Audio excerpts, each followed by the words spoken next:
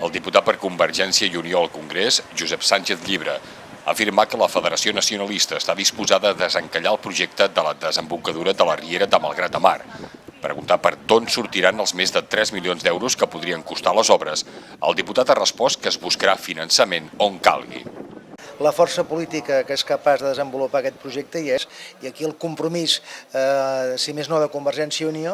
és en el cas de que els de Malgrat, la gent de Malgrat dongui la confiança a la gent de Convergència i Unió, nosaltres estem convençuts que aquests recursos els trobarem, els buscarem via Generalitat i via recursos de l'Estat perquè aquest projecte finalment sigui una realitat. Sánchez Llibre ha fet aquestes afirmacions en el marc d'una trobada amb empresaris i hotelers del sector turístic del municipi. Una jornada durant la qual Convergència de Malgrat de Mar també ha exposat al diputat el seu projecte de façana marítima.